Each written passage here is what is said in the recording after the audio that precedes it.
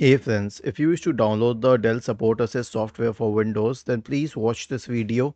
I will guide you through the process. So you can search for Dell Support Assist and then go to this page.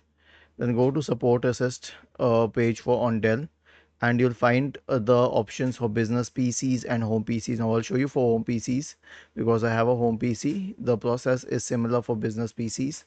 All you need to do is download it and click on the exe file to start installing it.